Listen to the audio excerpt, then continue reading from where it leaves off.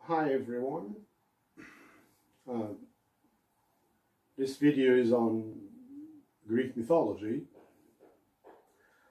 and I shall start with this question: why is it important?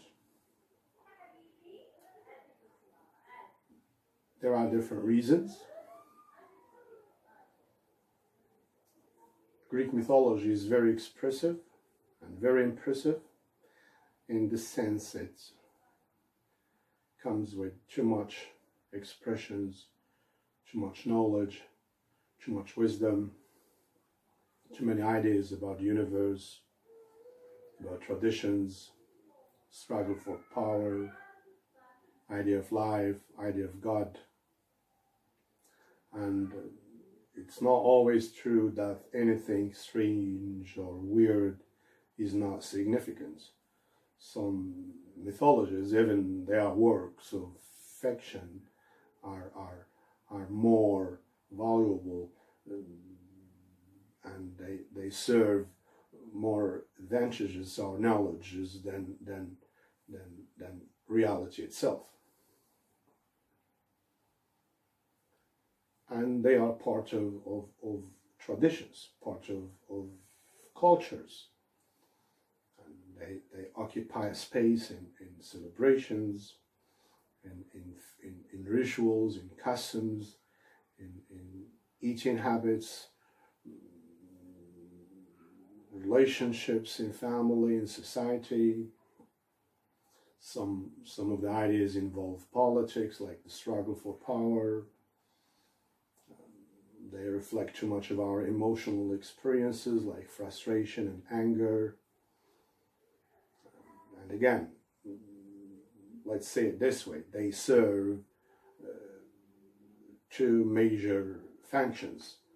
They explain in part those awkward, strange questions usually kids have and we find very difficult to understand or answer sometimes, like who made the universe?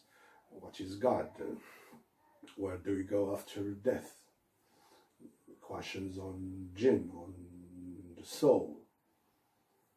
And they have shaped much of our social and cultural and traditional systems, so they are involved in every part of our human experience. Greek mythology, eventually there is no one single original text. There are different sources, and they were part of the oral tradition from like the Bronze Age all the way to 700 BC. That's when the first works of mythology began to turn or to take a written form. You may think of Homer's Iliad and the Odyssey, which explains the Trojan Wars, Harperuada. You may also think of the Greek poet Hesiod and his Theogony, which offered the first explanation of the universe, again from a Greek mythology perspective. This kind of transition from nothingness, from void, from chaos into living, into being, into order. Again, there was some kind of void, and some gods evolved from this void and descended basically from Gaia, which is earth, and from Uranus, sky, and Pontus, sea. These stories, again, they are around you everywhere you go. The word Nike, for example, is of a Greek mythological origin. The word Amazon. If you watch American footballs, many clubs hold Greek mythological names like the Titans, the Spartans, the Trojans.